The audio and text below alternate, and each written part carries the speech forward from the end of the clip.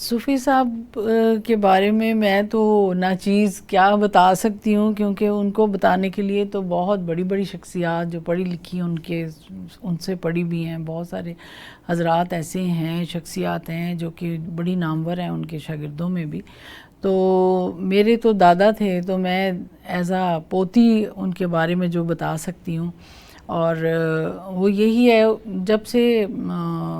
آپ صوفی صاحب کی ڈیتھ ہوئی اس کے بعد جو ہے اس چیز کا احساس زیادہ ہوا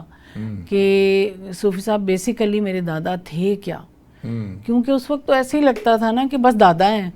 اور وہ ڈانٹ بھی رہے ہیں، وہ ڈبٹ بھی رہے ہیں، وہ ہمیں کچھ نصیحت بھی کر رہے ہیں، جا رہے ہیں آ رہے ہیں، مہمان آ رہے ہیں مہمان جا رہے ہیں، کوئی آ رہا ہے کوئی کھا رہا ہے کوئی پی رہا ہے. ہمارے گھر کا ماحول اتنا خوبصورت تھا، سمن آباد میں بھی اور سن نگر حویلی میں بھی ہم رہے ہیں. میرا بچپن بہت چھوٹی تھی میں جب سن نگر میں دادا ابو رہے ہیں. دادا ابو ادھر شفٹ ہوئے 1964 میں سمن آباد میں.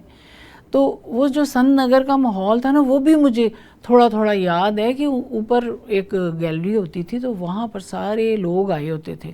اس میں استاد دامن کے گود میں بیٹھی ہوئی ہوں. مجھے ابھی تک یاد ہے کہ وہ دھوتی پہن کے آتے تھے اور کرتا، اور اوپر ان کے رومال بھی ہوتا تھا، اور میں ان کے یہاں پر بیٹھی ہوں چھوٹی سی. اور محمد علی بھی آتے تھے اس زمانے میں، وہ ابھی فلموں میں نہیں آئے تھے، لیکن وہ کیونکہ زید بخاری صاحب کے بیٹے بنے ہوئے تھے، ان کا بیٹوں اور باپ والا ہی رشتہ تھا ان کا آپس میں. تو وہاں پر جو ماحول ہے نا وہ مجھے